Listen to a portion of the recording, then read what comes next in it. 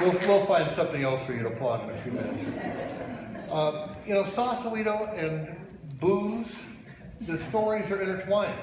It's sometimes really hard to separate, and so I often just don't bother. That makes this such a perfect topic for us tonight. Sausalito's 1893 incorporation capped a long battle between the respectable town folks and the poolies. Now, poolies didn't people that had pool tables, they didn't really play pool in 1893. A pool was a betting pool. It's like off-track betting, and that's what it was all about that made those things so sinister. Well, eventually, bribing the newspaper or something like that, the town folk won, and Sausalito became incorporated, and they had started for the first time having their own police force. But it really had to do with the saloons. Prohibition. Sausalito was a very interesting place to be during Prohibition because the pro-highs would get on the ferry boat to head over to Sausalito to raid something, but there would always be one of their men at the ferry building to make a phone call to one of the bar owners, and all of a sudden everything magically disappeared.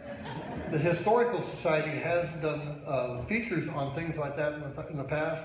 I've been in a couple of the different houses where there's cellars underneath the throw rug now that were operated during Prohibition, and great stuff. I bet some of you know that a Sausalito mayor was sent to prison during Prohibition, and as soon as he served his time, he came back and got reelected. After World War II, Sally Stanford bought the Walhalla and renamed it the Valhalla, and she changed her career to a restaurateur, a Sausalito politician, and a benefactress. We'll just leave it at that. In the 60s, Zack's became famous for turtle races, the Trident for music, and other bars became infamous for other activities. This seems like a good place to make a little insert that at least 5 people have told me to mention tonight, and that is to express their regret and the person's regret. Margaret James is unable to be with us tonight, but she sends her love to everyone here. And actually, I did meet her once upon a time myself when I was a bartender at a wedding she was a guest at, so I'm missing her too. But above all the others, there's one Sausalito establishment for human rehydration, stood tall and helped shape the world. Our friend Carl Nolte wrote about Jack Lynch, a no-name bartender in the 60s, saying, "The no-name bar was the premier literary hangout north of North Beach."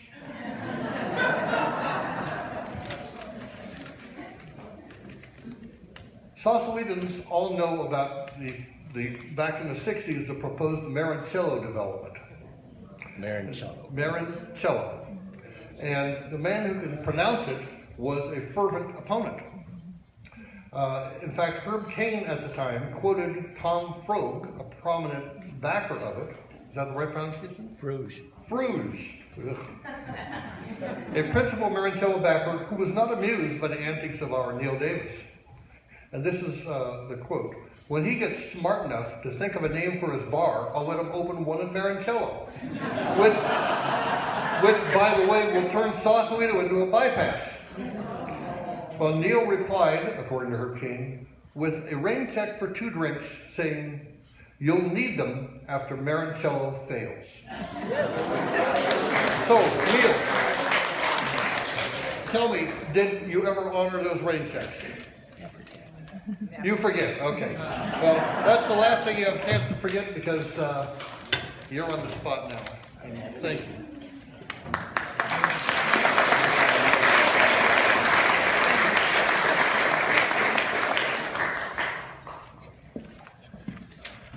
First time I met Jerry, he said, "Actually, I prefer the 2 turtles."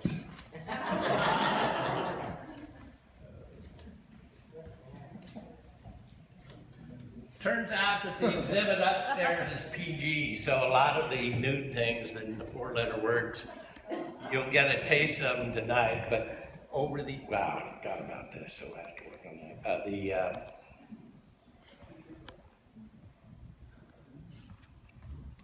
You think I'm having an old man thing, don't you?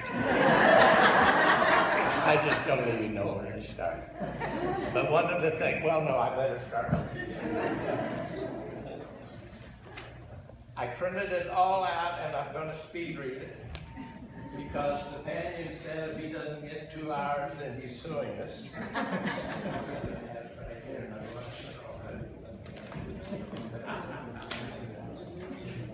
Need some help? Oh, yes, thank you very much. Okay, starting from the beginning, very quickly, when we were setting up the, thanks for coming. When we were setting up the display out here, Stephanie and I do believe when our back was turned, that some gentleman standing there walked off with my sign that says bagpipe. It's about 5 inches tall and about 2 feet long, and it was the board sign on my double end of the bagpipe, which used to be burst. So if you're here tonight, we want it back. Rolling right along, I'm going to be pitching a few books. If you haven't bought this, I hope you do. If you know about it, this is the book about Al Sebring and his sea lion. The one thing I want to question you about, I don't know how it happened. Bill Kirsch and I go way back to college in Cincinnati in the 50s. Longtime friend. I sat and talked into a tape recorder on this houseboat. I have no idea why the chapter on the no name came out this way. Because nothing is right. No facts, no names, no celebrities. So I was hoping, we've lost him, sweet dear man, he's missed. I hope he's happy up there. But do read the book, Al deserves it, but skip over that no name chapter because it's totally fake news. Okay, Jack Lynch was, he just mentioned Carl Nolte mentioned him. And Carl, I think, is not here tonight because I think he's in Norway. Can anybody confirm that? He said he didn't think he could make it. Well, I think he is in Norway. Jack Lynch was an old no-name bartender. If you go upstairs, he's the one with the handlebar mustaches. Longtime sweetheart of a man. After he quit the no-name, he went to the Chronicle. Then he retired and went back to his first love, writing. Next week, you will have a package of 8, I think it'll be here by then, of his novels. He decided to write a series of novels, and the detective was named Peter Bragg. And Peter Bragg started out as a no-name bartender, decided to become a detective, and I hope you read them in order, because all of them, there is a certain bit of subtle sequence. So you'll recognize a lot of the people. His detective work goes from San Francisco to Marin, to Sonoma, Mendocino, and up to Portland. I think you'll, especially the fact that Peter Bragg, the detective, still lives in Sausalito, did then. So he'd hang out at the no name while he was, doing his sleuthing. So I hope you get a chance to do that. Okay. How are we doing on time? You got a little more. Tell me. Some more. Okay. I didn't start the timer. I did. You better start. Oh, you did. We're going to, the reason I put this up, and if it's offensive, I'll take it back down, but over the years, if I had collected everything that was left in a little piece of paper or a napkin, every day from the bartenders, some waitresses, mostly from the customers, I'd have about 5,000 of them. And I regret that I didn't save them up, because that's where the story was. And one of them is when the Trident opened up and you had to be braless in a see-through outfit to work there. Our waitresses felt, a little, at any rate, they decided not to go see-through, but to go braless. And this is this isn't the note itself, but on a large napkin, one of them had left on the table as soon as they went braless. This is what was on one of the napkins. And all of the napkins are just priceless, whether it's from Lou Welch or people I never knew. I'll tell you, it was, I'm sorry I didn't say all of it. Can you read it to us?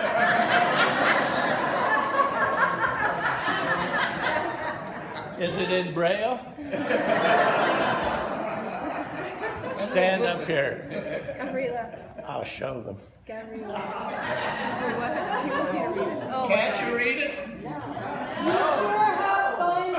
You sure have fine tits, was what she got on her table after she laid it out. Okay? What was that again?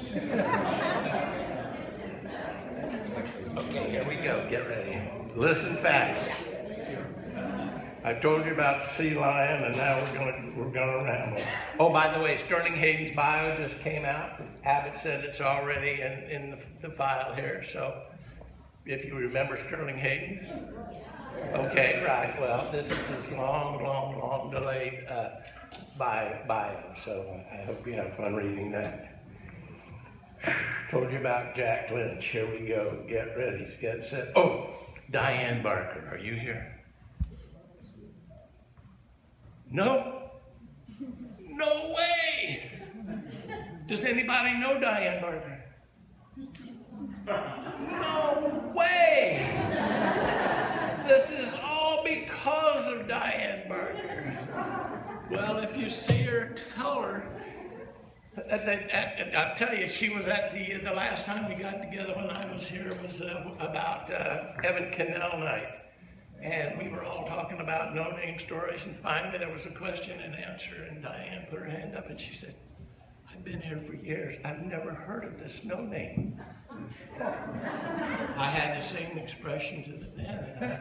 So we've been emailing back and forth to have lunch, but I thought sure she would be here because indirectly I found out the hard way. So many people say Neil who or the no-name, and I hear stories about no-name people and waitresses. And this is way after I left in 1979. So that's why we tried to package this tightly, and things have changed, but don't we all? Okay, so no Diane, I can't believe that. Okay. Okay, and any questions as to how I got involved in the no-name? It is very complicated from when I was stationed on Mount Tam, then wearing lederhosens at the Mountain Home Inn, then hired at the No Name by somebody who I went to high suite. Thank you.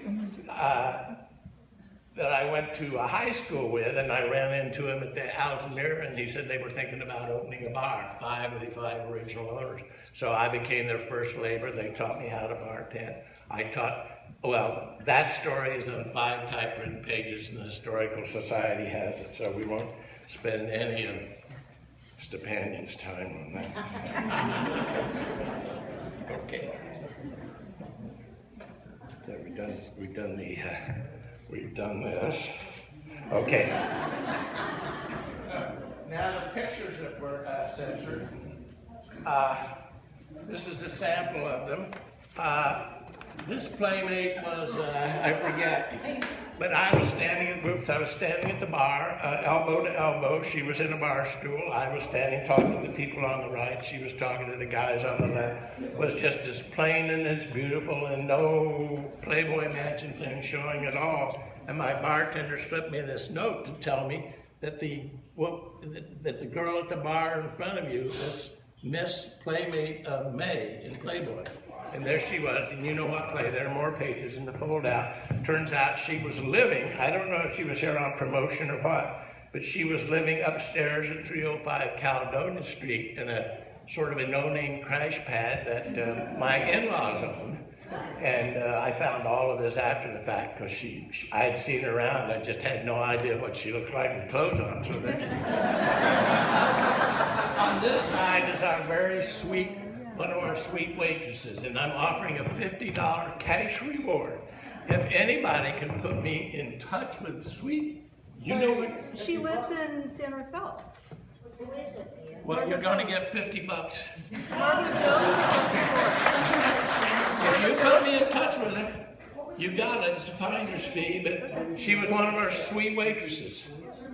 Margot Jones. Yeah. Margot Jones. I'm shocked then. How could she not be here? How is lives she? in San Rafael. How is she? I haven't been in touch Okay, with her for a few because years. so many people that I have contacted with really do the Neil Who thing, and it's been kind of sad how many can't be here or won't be here. But so you just made $50. Okay.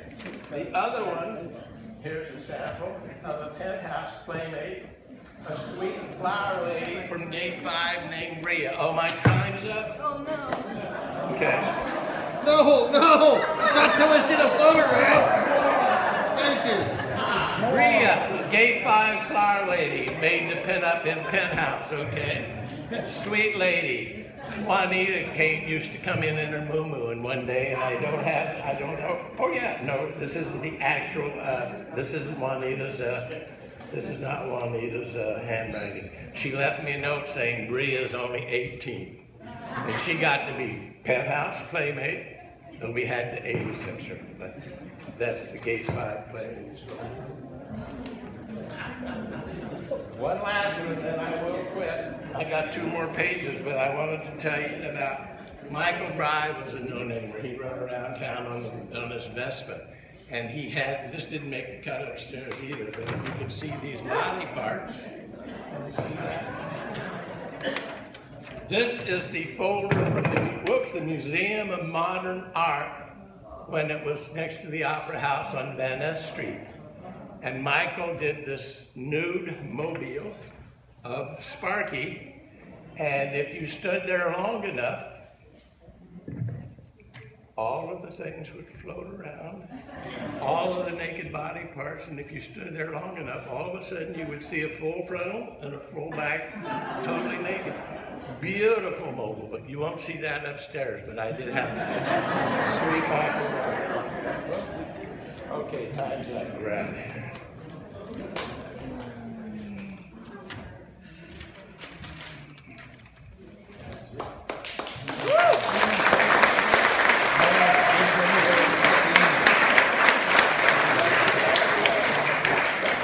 One last quick joke. I had this from a photograph. If this reminds you of the sign of the bar, right? Kind of looks like the sign that's out front of the bar. That's a bar in Ireland that has the name bar on it. And at the bottom, it also serves as a driving school. I don't know if you can quite see that, but that was the no-name bar in Ireland. It also is a motor driving school. Introduce Greg. Well, introduce Greg. Greg. I don't even know where to start, and I've only got, what, 10 seconds? Come on here where we can see you too. One of the good old no-namers. Yay. Greg Baker.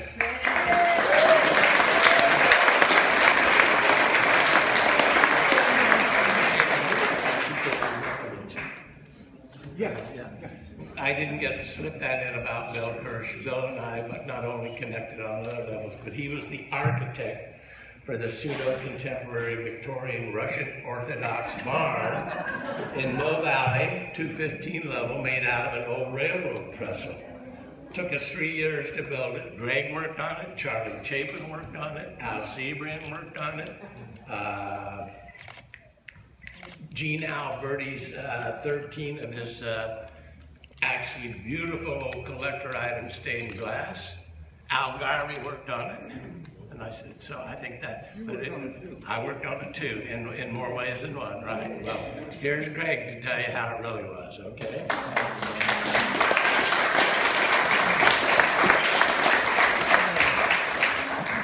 Okay, well, welcome folks, and I'm looking to see who I recognize, and I don't recognize myself half the time, so don't be offended if I don't know who you are right away. We're going to have everybody tell a little story. I've got 6 names. I'm going to tell a little story first, and then we'll go ahead and have everybody expound on their experiences with No Name Bar. Mine took place about I came to the No Name Bar probably in 1964, and it was my living room for a long time. And not only me, but other people. And then I sailed away on a boat, and when I came back, I lost it underneath the Golden Gate Bridge. And the Coast Guard came and rescued me, and one of the fellows that was in the boat brought me over on his motorcycle. And you may recognize his name. He's Peter Bailey, and that was his introduction to Sausalito, and he never left. Well, he finally left. He's built a boat, and he's sailing down. I think he's at Panama at this point. But anyway, we come down the street, and this big grump voice says, "Hey boy, I hear you lost your boat. Come on, I'll buy you a beer," was Sterling Hayden. So we walked in the No Name Bar and he said, "Give my boys steam beer." And the bartender looked kind of sheepish. And I don't remember who it was. It might have been Jack Lynch. It might have been Dennis Wright, but whoever looked kind of sheepish and said, "We don't have any steam beer today." And I thought, well, that made my day. Anyway, we're going to start off here. Everybody gets 10 minutes. I've got kind of a weird timer here. I have to put on my glasses so I can see. Then probably a lot of you are used to that by now. Yeah. I've got a timer, Greg. Oh, you got a timer? Oh, okay. I don't have to do that. Okay, let me turn this thing off so it doesn't wake us all up. Okay, the first name on my list is George Mcdonald. George, would you step up here and...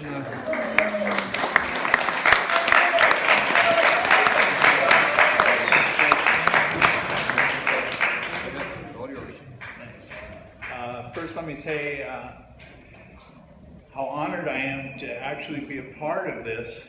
I was the last one to come in the No Name 48 years ago. I turned 21 in the No Name, and of course I thought all bars were like the No Name, but not really, because immediately you could tell there was something different. And as Greg said, you could probably hear everyone that comes up tonight say, it was my living room. It was not a saloon, it was more a salon. I was a hayseed kid from Fresno, right out of the Air Force, and I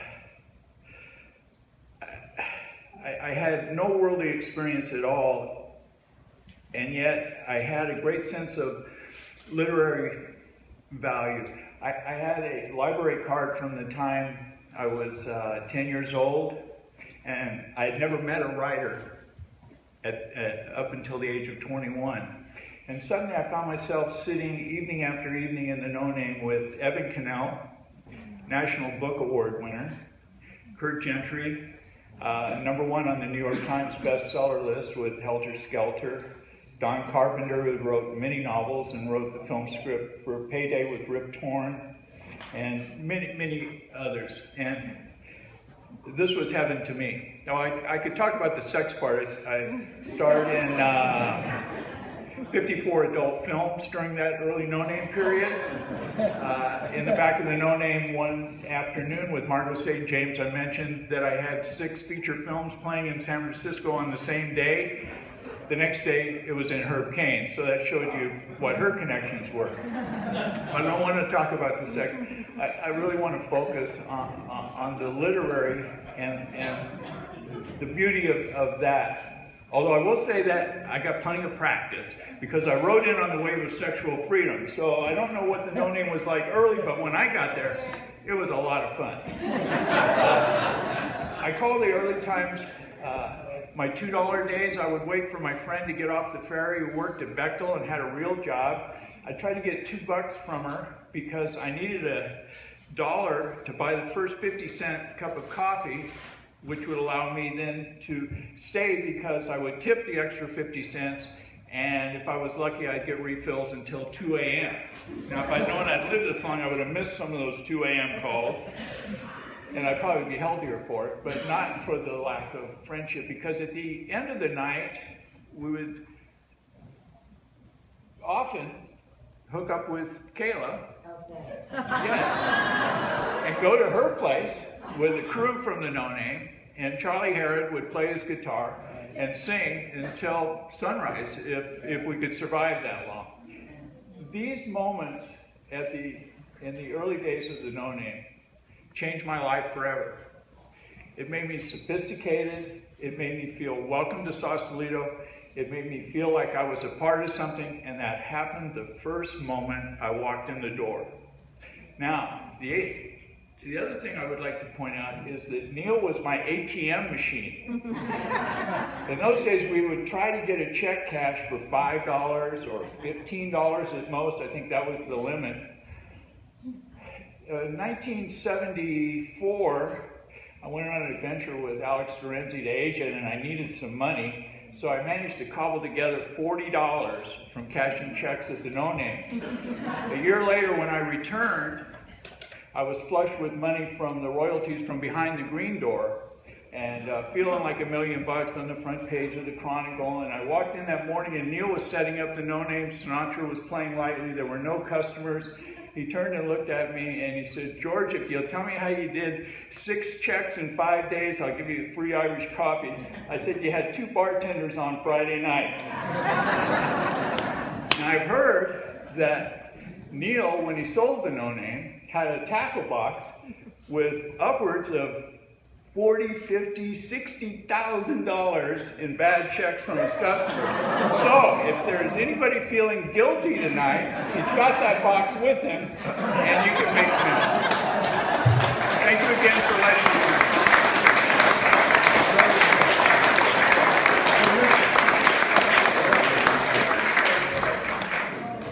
Thank you, George. Okay, the next person up in the hot seat, Steve McNair. McNamara. I can't read it.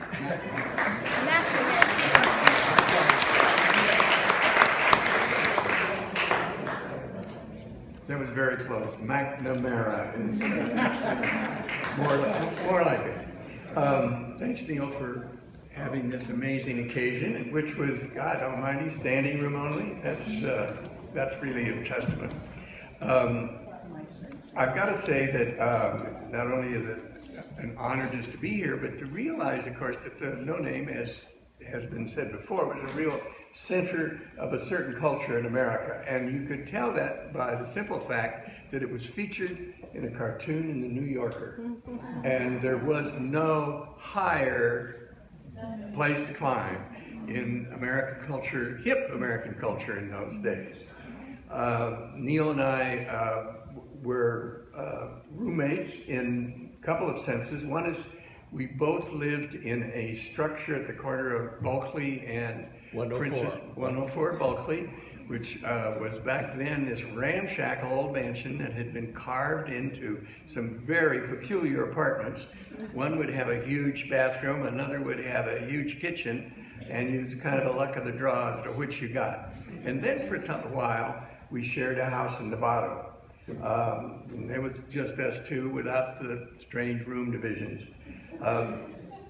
And the times that I wasn't at work, or I did have a real job. I was owner and editor and publisher of the Pacific Sun. But when I wasn't there, I was often, as has been described, treating the No Name as a living room. And 3 or 4 of the things I remember most about the place in those times, as has been suggested, the lady bartenders were knockouts, and I think a few of them are even here tonight. And Neil had this talent, a talent that he carried on past his ownership times at the No Name. He moved to Sebastopol and promptly opened a fitness club for women only. So he definitely had talent in that area. So some other points about the No Name. I was a little shocked. Kay and I went and looked at the material in the Historical Society room upstairs, and I was amazed not at all of the mentions of the No Name that appeared in various magazines and newspapers, but the fact that they consistently misspelled it. Neil was very insistent that it was 2 words, no capital letters. And in story after story after story, it's capitalized. And I don't know quite how you dealt with those people, Neil, but I think it's shocking that they managed to get away with it for so long. You also, I must say, that you knew that you had been accepted into the upper ranks of No Name Society. Not when you got a free drink, that never happened, but when you were invited to stay after closing. Because on certain nights at 2 a.m., the door was locked, the curtain was drawn, or I think we're past the limitations. I think you're safe now. But the curtain was drawn across the front window, and that's basically when the festivities really began, 2 o'clock. Not during my time. Oh, he's claiming that this all happened. Seriously. So really? All right. Well, I can remember several evenings in which it did happen. But, all right. In fact, I can tell you right there that one of the reasons the original 5 owners ended up suing each other and all of that ugly stuff was when it closed and they were owning it, they put the curtain up and then the party started. They got in all sorts of trouble with the police, had poker games, lots of bad stuff happened, and that's why they ended up losing it. Lucky for me, out of the mud grows the lotus. But I never put the curtain up. Or you may remember. Listen, while I've got your attention, when we lived together at his house, do you remember Saturday Night Live and Steve Martin and Dan Aykroyd as the swinging bachelors? Well, that was like us for about 1 month, and it wasn't good. And I don't know anything about the curtain. Okay, all right, you're off the hook on that one. Quickly, just a couple other points. Irv Cohen wrote his movie reviews for the Pacific Sun. He started out, he would go to the Swedish bakery in Tiburon, sit at a table, start work, then he would commute to the No Name, sit at the banquette at the front window and write, and he'd do this, I don't know, nearly every day a week. And I couldn't figure out quite why he was spending all that time. Did you see? He only Was that wrote Irv? one column a week. Was it Irv? Yeah. Yeah. Oh, sweet Irv. I remember him. Yeah. Oh. So, and Irv was, for any of you who remember, he was a very, very literate, articulate film reviewer. In fact, each one of his reviews would be preceded by, it used to be in the old day when you wrote on a page of a typewriter, 1 page of historical allusions, and it might have been Beethoven or whatever, and then he'd get to the movie. And I used to say when Irv turned in his copy, if we threw away the first page, we'd still have a really good film review, but we never threw away the thing. And he tutored a local lady who wanted to learn about writing. Her name was Sheila Benson. He taught her to be our number 2 film critic, which she was until she was stolen by the LA Times, which made her their number 1 film critic, which was a pretty significant jump up.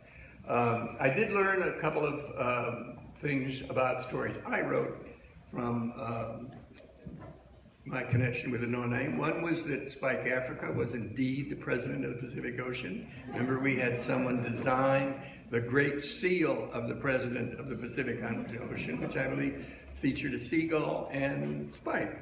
And that was one of the finest covers or stories we ever had. Also learned that Sterling Hayden carried on his life or much of it, in an old railway car on a strip or a segment of railway track down here on Bridgeway, or right off of Bridgeway, next to Dunphy Park, which is not very far from Across from Tiki Junction. across from Tiki Junction. Then there was also learning that Sterling was indeed a very important person within the life of the No Name. Learned that Margot St. James was a force to be reckoned with. I remember the first time being introduced to Margot in the No Name bar, and I was approached by Margot, who was going to give me, I thought, a sort of a ceremonial peck on the cheek. Instead, it turned into a rather different kind of kiss, which I later learned was pretty much the only kind that she dispensed. And I was quite pleased. Speaking of her kisses, Margot used to wear a full nun's habit with the whole thing. And you had never been kissed in front of tourists until you got a French kiss from Margot, and she French kissed everybody when she had her. So that's about the extent of the time I've been allowed, and I thank you very much again for being here.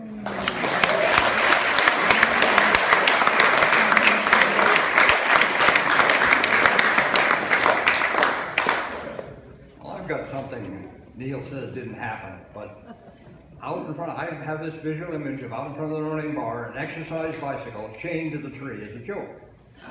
And one morning, I'll swear to God, I saw Sterling Hayden pedaling away on the bicycle reading his newspaper. Okay, Ian Swift.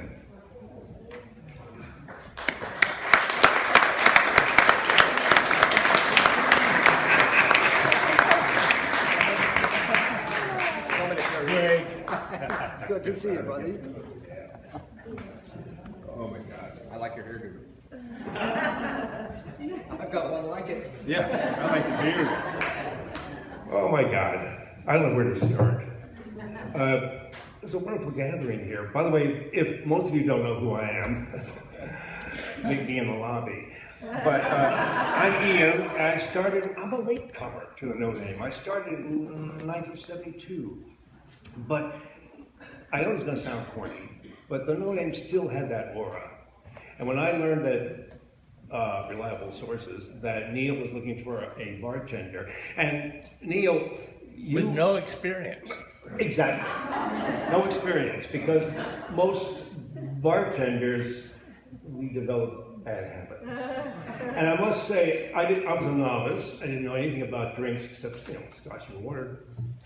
And the wonderful thing about you and the way you handled your employees, in fact, I say even today that Neil Davis was by far the greatest employer I ever had. And let me tell you, I've worked for a lot of people. And a lot of bars, but these was it.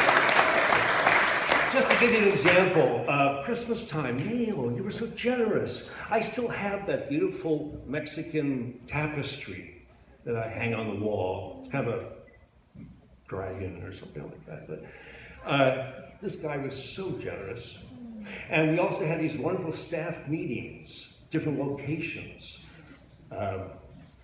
Dunphy Park, what's that, Wolf Back Ridge?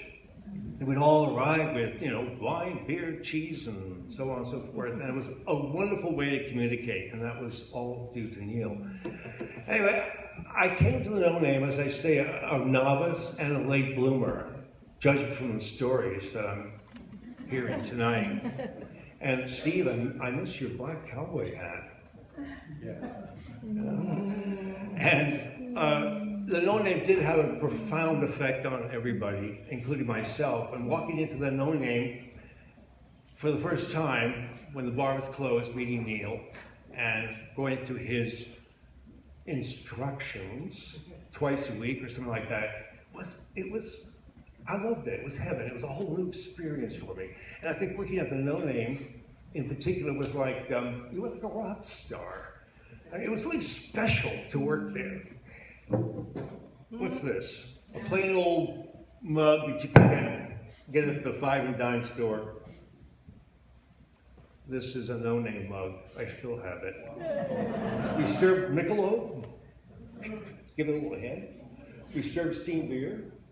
And the wonderful thing about steamed beer was there were only 3 places, I believe it, in 1972 that served steamed beer. One was the Spaghetti Factory, and one was the East Bay place.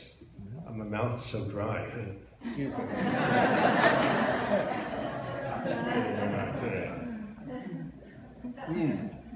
I feel much better. So many stories, and I'm not going to bore you all. I just think it's a pleasure being here tonight, seeing all these wonderful faces from our past. And in a way, we look at each other and it's like, gosh, you haven't changed at all, because there's that wonderful thing of memory or something. We're always young. Apropos of talking about the No Name and Herb King, and Herb did mention had many anecdotes about the bar. And I remember one February night, it was dreary, 5 people at the bar, that sort of thing. The waitress, Barbara Steger, remember Irish Barbara? Oh, Ian, I'm not going to be serving table 12 anymore. Oh, well, that's fine, don't serve them. And so Barbara and I decided, after a review, to find out how many watering holes, how many bars existed in Sausalito. And we went to the Yellow Pages, remember that? Yellow Pages. And we discovered it was like some amazing amount. It was like 75, 80 bars. Of course, I included the restaurants. It was like staggering. So I sent that little note to Herb King, and he published it, and I have it at home. I'm going to wind this up. Tell them about the mountain. By saying... Tell them about the Mountain Theater. Oh, yeah. Well, I work for the Mountain Play Association. It's been 28 years. Started off there as an actor, played the wizard in '91, fell in love with the mountain play and its extravagant productions. And I've got 5 minutes. Yeah, you small. And it's been a wonderful, wonderful ride. I think this is my last season. I played 9 roles up there. Higgins in My Fair Lady, and Andrew Carnes, Oklahoma, and Doc twice in West Side Story, including 3 years ago when we did it. Anyway, it was a wonderful experience. And people say to me, what's the best thing about being an actor on the stage at the Sidney Cushing Amphitheater? And I said, it's the curtain call. Of course, you know, any actor's gonna say, it's like, whew. But aside from that, you walk out there and there's like 3,500 mostly inebriated people in the hot sun, just standing. And you're holding hands with your fellow actors, and you're taking a curtain call. And it doesn't matter what show it was, but it just puts a lump in your throat. Because you go, wow, I was a part of a group that entertained these folks for 2.5 hours. We told a story. And it was a wonderful feeling. Anyway, thank you for listening.